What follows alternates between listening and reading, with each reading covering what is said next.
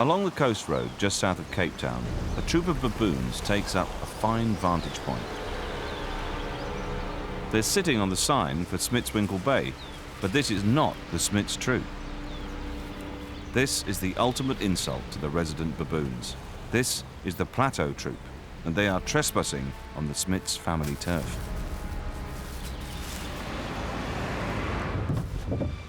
Further along the coast road, oblivious to the interlopers on their patch, the Smits troop has had a busy morning, creating havoc as they steal food from tourist cars, causing panic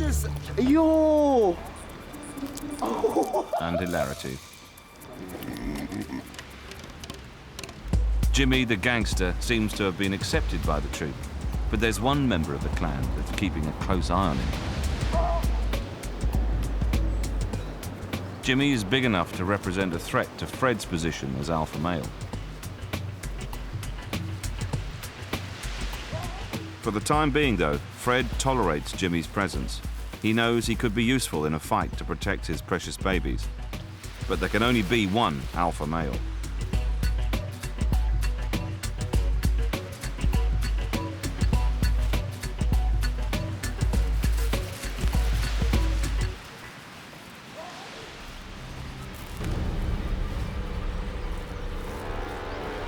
Today, another pair of hands could come in useful.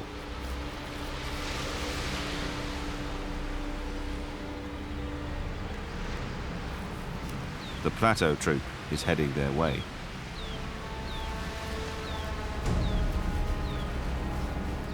Fred may have to rely on Jimmy for backup.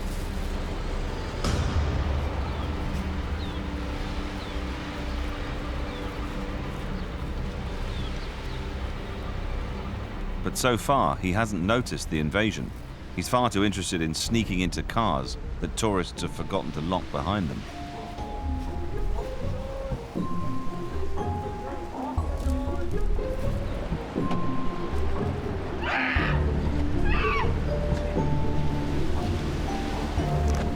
In theory, Jimmy and Fred have come to an understanding, but at times, it looks like Jimmy might be testing the leader's authority. And what better way to show who's boss than taking food?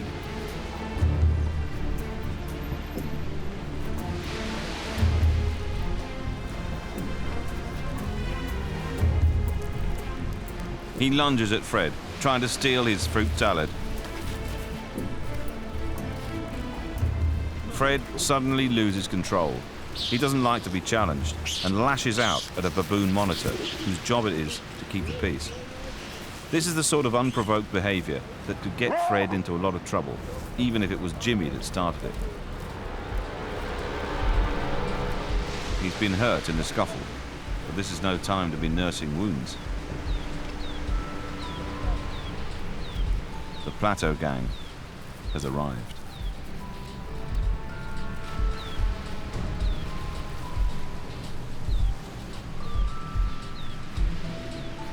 Neighbouring troops do occasionally meet, and it's not always hostile. Infants from both troops rush to greet one another, excited by the opportunity to find new playmates. It's soon hard to know who's who. The youngsters don't care about troop loyalty, they just want to have fun. The Plateau troop is larger than the Smits and normally live further inland.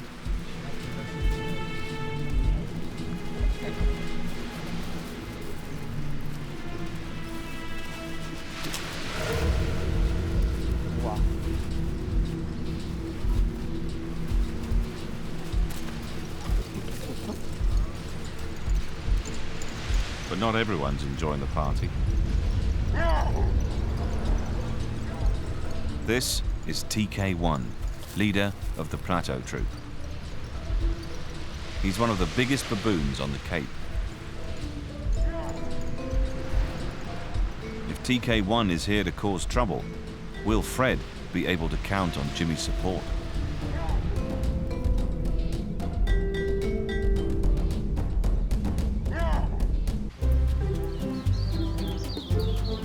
Beyond the suburbs lies a band of forest beneath Table Mountain. This little haven is home to the Tokai troop, one of the biggest local gangs with over 60 members.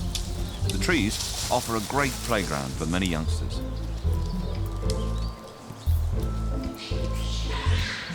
Because land is so precious, the baboons are usually fiercely territorial, and none more so than split-nosed Danny, the alpha male.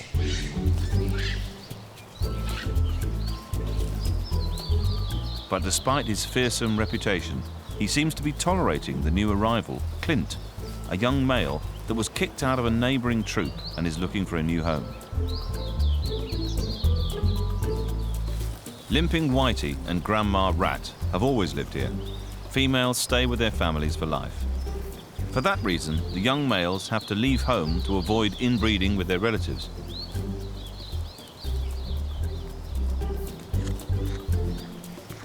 So long as Clint is happy to acknowledge Danny's leadership, he'll be welcomed into the troop by the alpha male.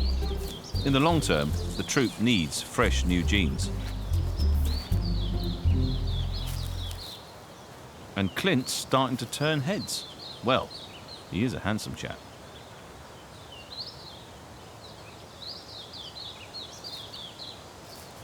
A female, Harriet, approaches and offers her rump in greeting. This is the first time a female has ventured close. At 5 years, she's just approaching sexual maturity.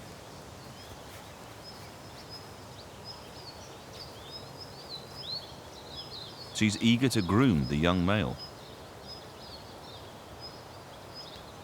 At the moment, Danny couldn't care less about this blossoming friendship, but that will change once Harriet's in her most reproductive state. Then Danny will claim full mating rights. But that doesn't mean this female won't sneak back to Clint. Females often try to get new genes into the troop, right under the alpha's nose, or what's left of it. Danny is relaxing with his old friend, Whitey, the female with a limp, leaving Clint and Harriet in peace.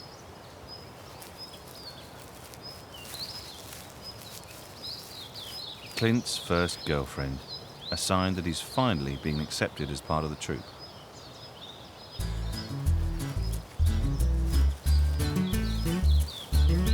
After a morning of foraging, these country cousins can do what they do best: have fun.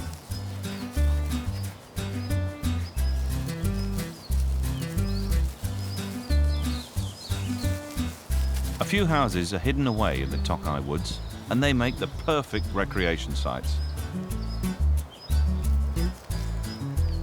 The porch, much underrated as a climbing frame.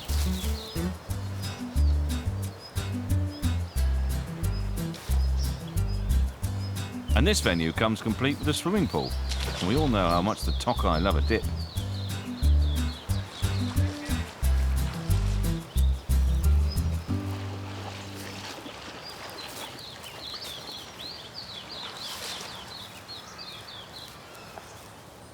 While the youngsters let their hair down, the oldies in the troop can enjoy some peace and quiet under the shade of the trees.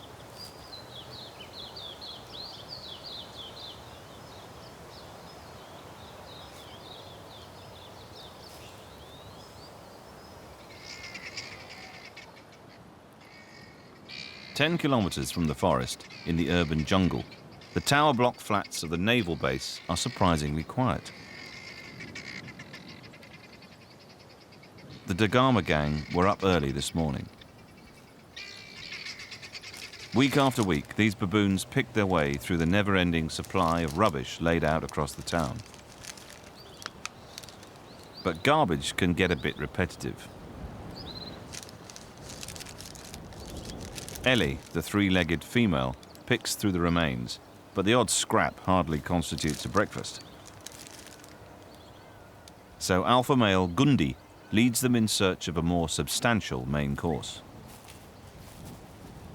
The 25 hungry troop members fall into line, with old George bringing up the rear.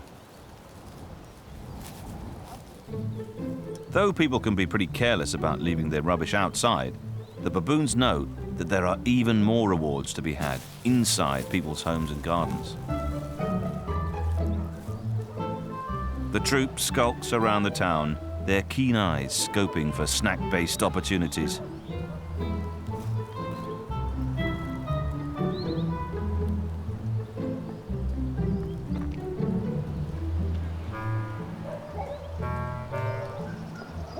Most people in this neighborhood are pretty baboon savvy, so when these monkey scamps turn up, doors are closed.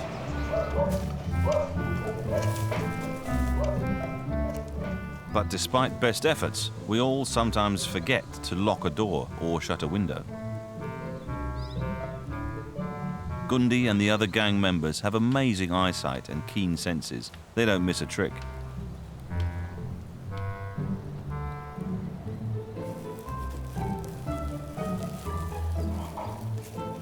An open door.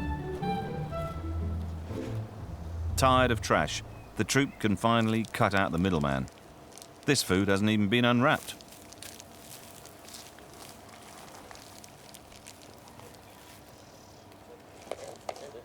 As usual, Gundi, as alpha male, claims the lion's share. It can't be much fun to encounter a baboon in your backyard stealing food right out of your kitchen. Once Gundi's ordered the dish of the day, everyone else squabbles over what's left. Ellie fancies Italian. Vets were unable to save her leg after she was shot, and her injury meant she lost status in the troop.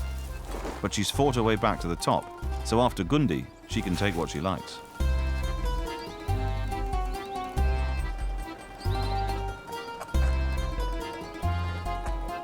Raw pasta and rice, maybe a crunchy carbohydrate snack, but these lazy baboons are damaging their health. Normally they would spend most of their waking hours foraging in the hills for plants. It's a bit tricky to carry food when you need all your remaining limbs to walk on, so everywhere Ellie goes, she leaves a trail of spaghetti, which is promptly devoured by the youngsters. The whole troop seems to have developed a fondness for carbohydrates, a good filling food fix, so much more energy reward than munching on a twig. The kitchen looks like it's been burgled, which in fact it has. Before long, the good stuff's running low, and the troop are down to licking their wrappers. Now that they enjoy an urban diet, many of these food fiends are fighting the battle of the bulge.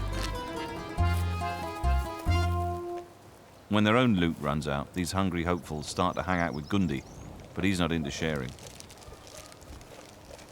Though by the time that rice is swollen in his belly, there'll be enough to feed a baboon army.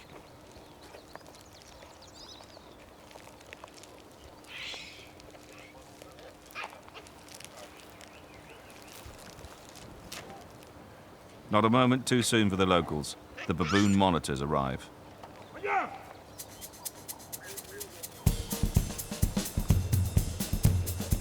Every troop on the peninsula has them, funded by the local authority. And in Dama, their priority is to try and protect people's homes. Gundi grabs the loot. It's a hit and run.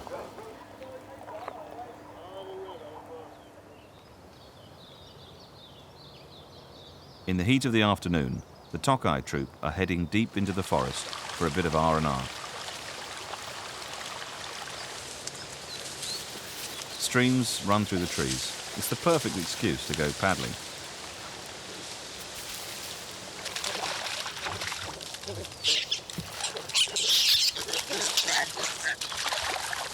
With the youngsters amusing themselves, the mothers can catch up with friends.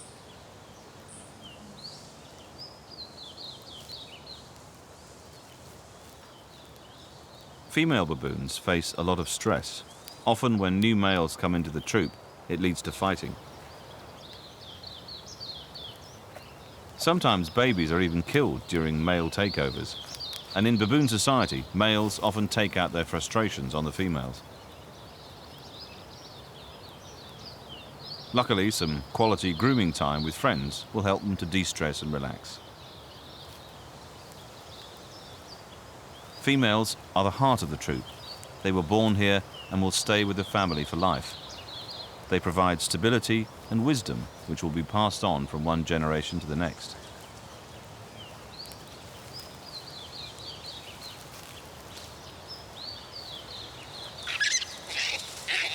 While male behavior is openly aggressive, females are more subtle. Alpha male Danny is caught in a love triangle. He has two favourite females, Milka and Rosemary. It's good for the girls to be close to the boss. He'll protect them and most likely give them the genes for good, strong children. Instead of fighting each other for his affections, they cannily join forces. It's like a monkey Jane Austen novel. Their forced friendship means they can both be by Danny's side, so neither one gets any favoritism. During these gatherings, the youngest baboons are allowed to stray from their mother's sides to play. Baboons don't have a fixed breeding season. In a troop as big as this, there are always babies of all ages.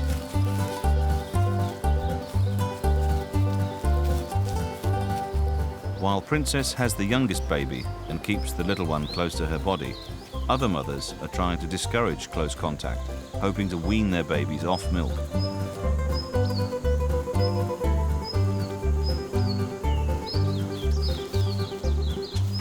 The little boys seem to enjoy hanging out with their big brother, Hamlet.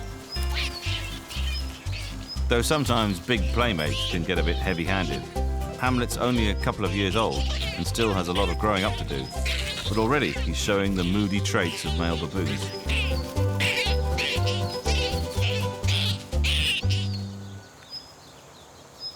The Tokai gang is doing extremely well under Danny's leadership. Thanks to him, several of the females, such as middle-aged Berta, are pregnant.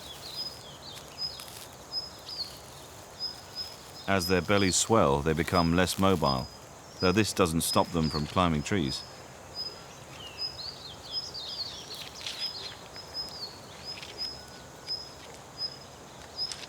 And they spend a lot of time with a close friend. In Berta's case, it's Karl Dahl. These long-term close friendships are never more important than in the late stages of pregnancy, where they take on the role of midwife and keep troublemakers away from the mother-to-be.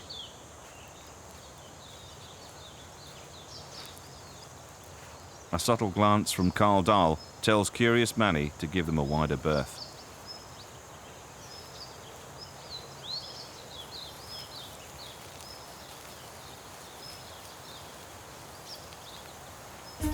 And even Rat, the dejected lowest-ranking female, seems to have found a friend.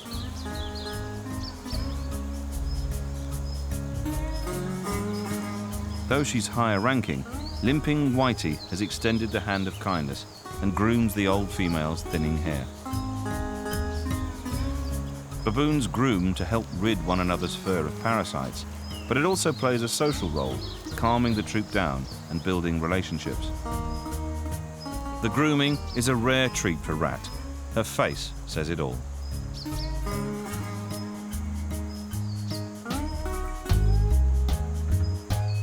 For such social animals, it must be a huge comfort for Rat to have some company.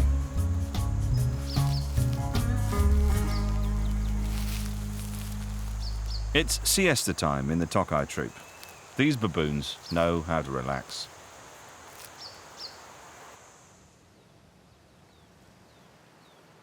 But there is no downtime for the Smits. The plateau troop's in town, and though the youngsters are enjoying new friends, the adults don't appreciate this competition on their patch.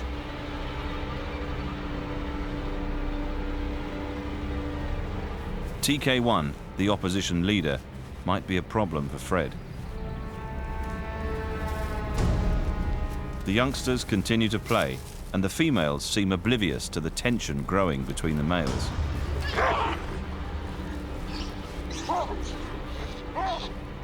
Shifty glances give way to tooth-bearing yawns, a sign of aggression. It's time for the girls to get out of here. Baboons usually try to avoid conflict with other troops, but the pressures on land mean their paths cross more frequently than normal. Fred could really do with some backup from the boys. But where is Jimmy? The tough guy gangster that fought his way into the troop doesn't seem to have much sense of loyalty. He's still checking out parked cars and stuffing his face. He's more interested in eating than lending Fred his support. He's not showing any interest at all in helping to defend the home patch of his new troop. Luckily, Fred's got more loyal henchmen. The gang's mature males, Merlin, Force, and Rude Boy, rush to support their leader.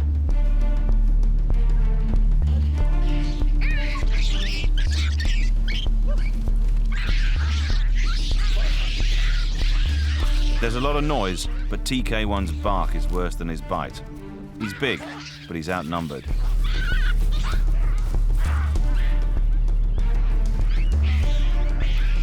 He heads for the hills. The Smits boys have done their job. Home turf is safe and sound. With their leader driven off, the rest of the plateau troop retreat, leaving the Smits troop as the rightful owners of Smitswinkel Bay.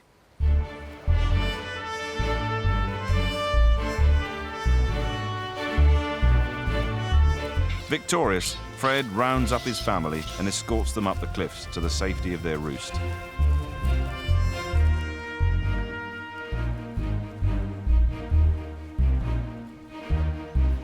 Baboons like to spend the night high up where they can look out for approaching danger. And these cliffs give them a wall to put their backs against. It's just about the safest spot a baboon troop could hope for.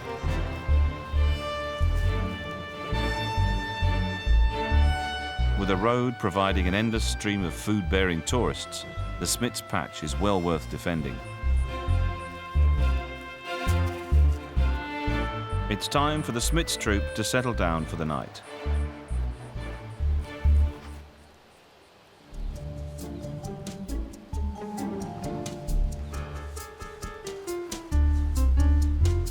Next time, we'll find out if Merlin succeeds in his audacious restaurant raid